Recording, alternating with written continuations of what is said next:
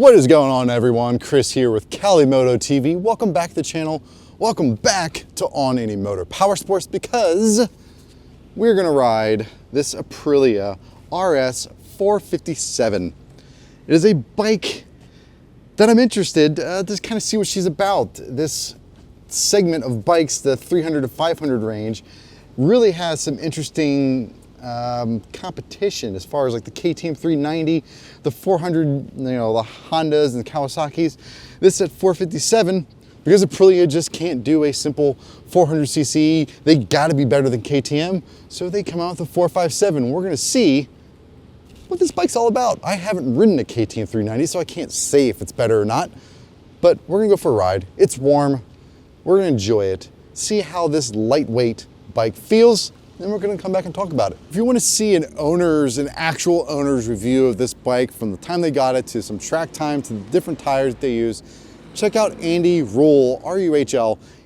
He is a very small channel, but he knows a lot about these bikes, and he really understands, because he used to race, how these bikes perform on track. So go check him out, because he is an actual owner that can give you actual feedback versus someone that just rode it like myself for a bit of time, or anyone else that really reviews bikes. Check him out, Andy Ruhl. That's where we have the Aprilia RS 457 right here. And as I mentioned, it kind of competes with the KTM 390, so kind of put that in perspective. The horsepower of this Aprilia is around 47.6, and the torque is 32 pound-feet of torque. In relation to the KTM, that is 44 horsepower, so the Aprilia has more, and it's only 28 pound-feet of torque, so again, the Aprilia has more. Again, Aprilia wanted to be more. So let's take this bad boy out. We got a cold start.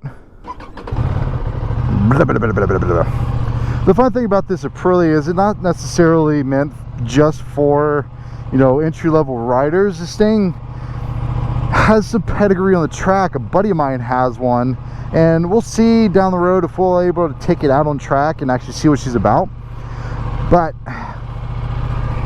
let's take this thing out and see. GP shift went the wrong way already. It's so tiny.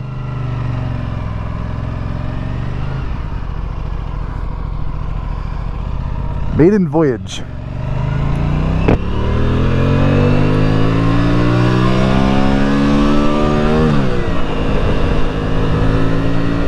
Interesting. Okay, there's no quick shifter. Well, while we're behind this truck and we're traveling at a reasonable speed, let's get some thoughts about what this feels like initially. The seat is very comfortable, and I do mean for a stock seat, it is very comfortable. The seating position, I think it's a little more upright than I was anticipating. I thought it might be more aggressive than what it is. It isn't. It's definitely more relaxed feeling. Say you compare it to an RS 660, the slightly bigger brother to this. That bike is, I guess, a hair more aggressive. But I do mean a hair. I still think it's an upright riding bike. But what I do like are the way that my legs kind of fit around this tank. Like, there's this awesome little shelf here on the lip of the tank, and I can feel it with my thighs, with my big old thighs, which lends to the fact that this is one of those lightweight track bikes, because you can just lock a leg in and really feel that lip. Again, I really hope I can get a chance to take this, maybe not this particular one, but a 457 out and see what it's like on track, because I feel like that'd be amazing, just that alone. Another thing I really am enjoying are the shifts. Now, I'm not sure, I haven't gone through the menus to play with it or not to see if the quick shifter is either installed or is just disabled currently right now. But the shifts themselves, you hear that? There's an actual detent, a mechanical click. And I freaking dig that. For 47 horsepower, it's got just enough little giddy up. It's quick and nimble. This bike isn't that heavy. A little over 300 pounds. It's not that heavy of a bike. and you can feel it, like and you can feel it just leaving that little parking spot there. It felt very nimble, very light, and I know you're like, wow, it's just leaving. You can get a feel for the weight of a bike when it's going slow and you don't have the gyroscopic effect of the wheels helping it out. Like, just that alone felt great. The slipper clutch is fantastic. Oh my god. Okay, I don't know why they just beeped at me.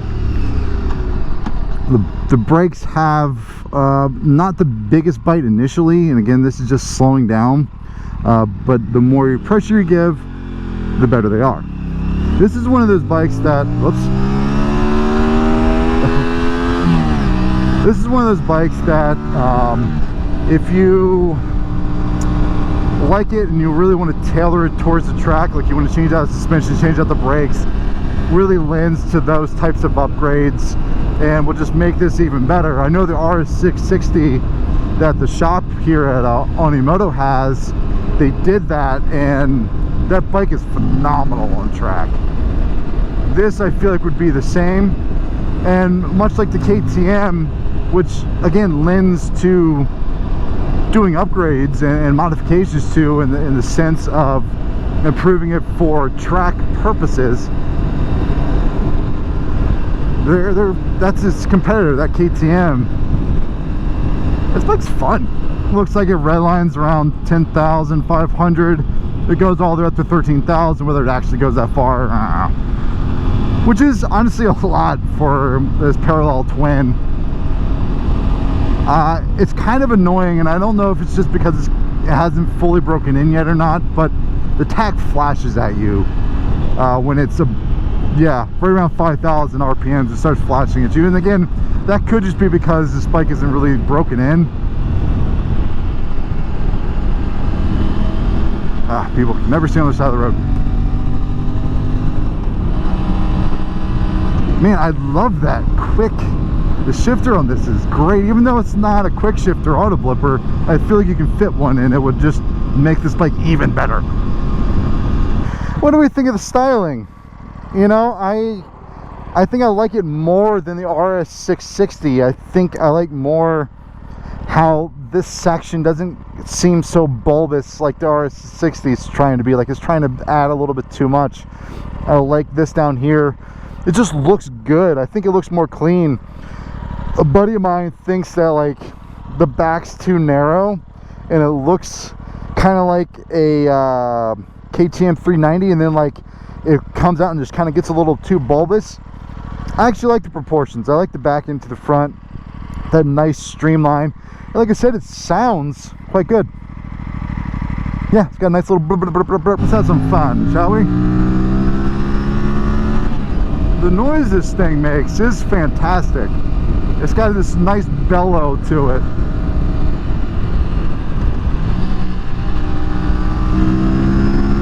Yeah, you hear that? Sounds good for stock. This is one of those momentum motorcycles. The more you can carry a lot more speed through the corners, and that's where this thing likes to be. It's what it likes to have, is that the revs, and just kind of lean it in and just let it do its thing. Wow. Whew. The thing vibrates lovely. It's very nimble back to forth right there. We're gonna go through some tighter stuff here and really experience that, but man, is that nice.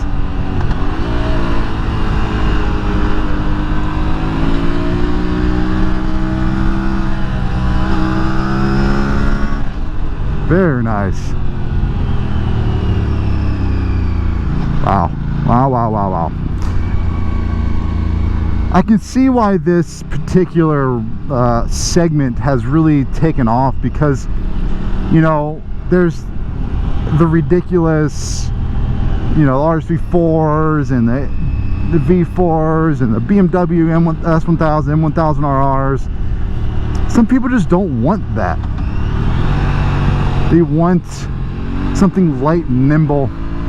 It's sort of started to take over the 600 class that middleweight. Now people are wanting the lightweights. I know a lot of people that have gone from the 1000cc bikes, especially on track, down to these, just because of the usability of them. Like you're not stressed out riding this thing. It does everything really well. Something I don't like are the turn signals, because when they show on the dash they got 2 opposing arrows, so I think my hazards are on. I don't like that.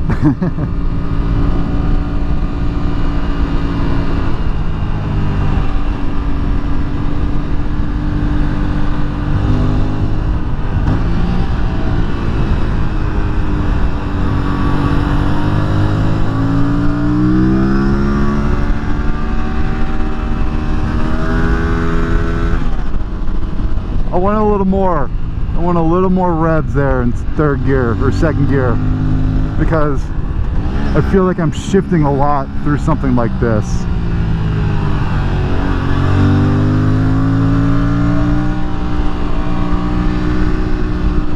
Same side of the road, thank you. Yeah, I feel like it wants to shift again, and then like you need to carry more speed, but now I gotta slow back down again. So I wish there was just a little bit more revs there, so I don't, because you definitely die right after 9,000 RPMs. You definitely hit kind of a dead spot there.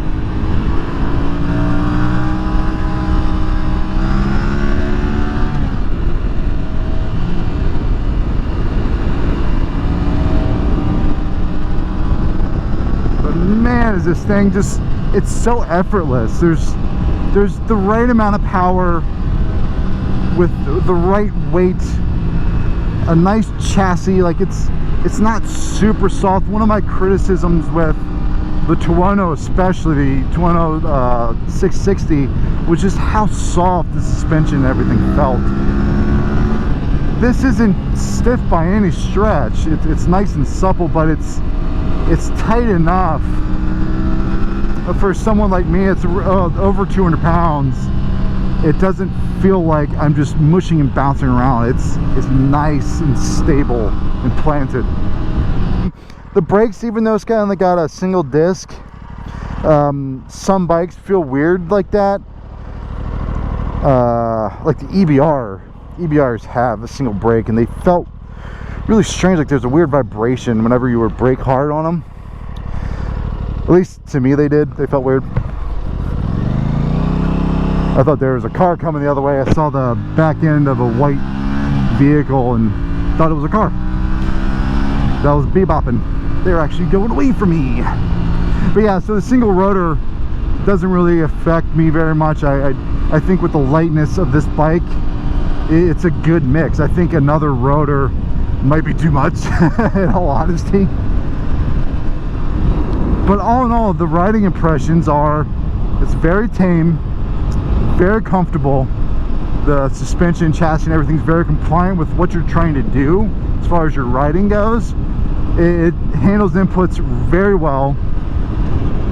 I do wish the revs were just a little bit different, or maybe the ratio in 2nd gear was a little bit taller. Maybe I'm not sure if it's when you go to 1st to 2nd, like it's just, it doesn't give you that much range as far as like going from 1st to 2nd, you're already high up in the revs.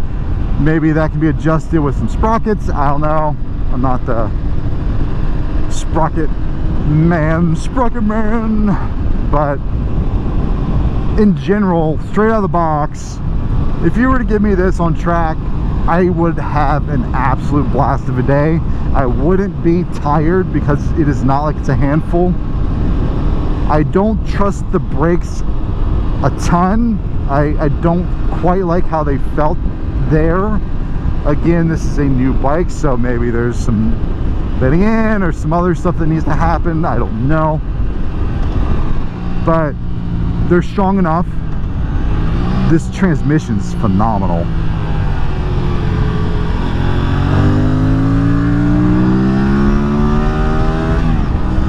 So this thing makes,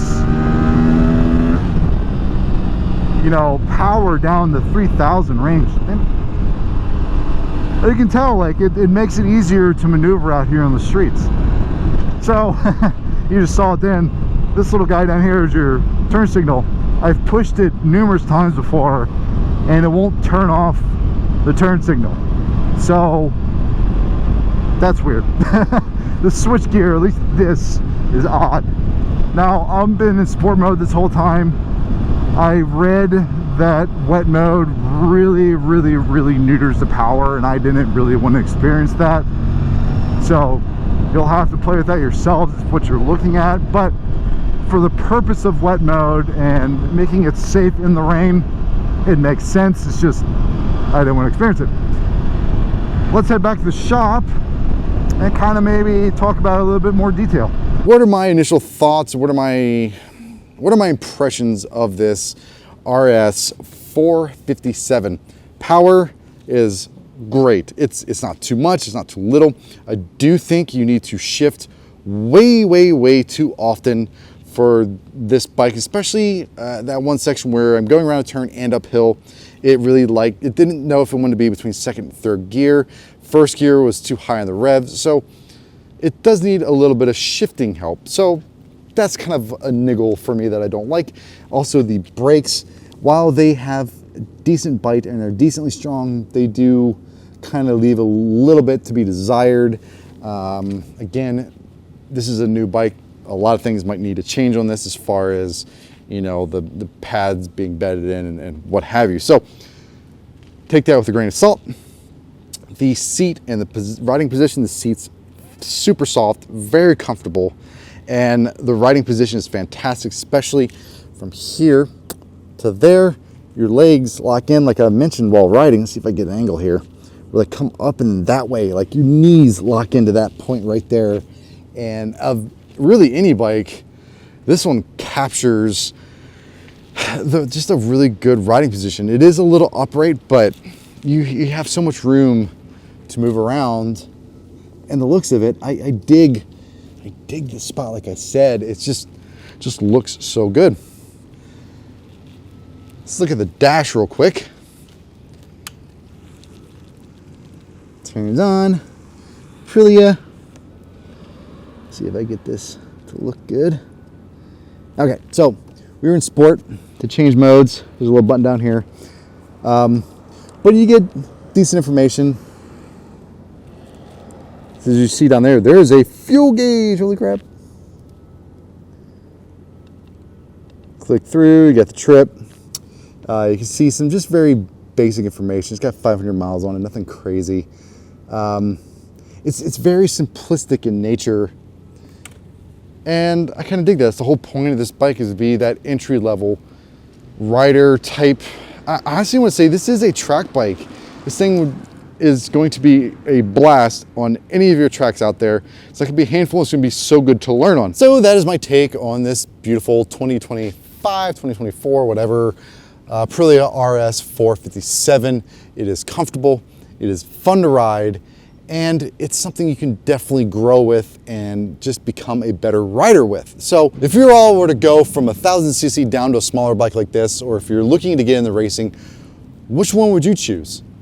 For me, I know the KTM's kind of on par and the competitor to this, the biggest competitor. I haven't ridden the KTM, so it's hard to really honestly say, but this is a strong showing. I have to try out the KTM. But I hope you like this video. Please like, comment, subscribe. Let me know down below which bike of this range you would choose. With that, you'll have a wonderful day. See you on the next one.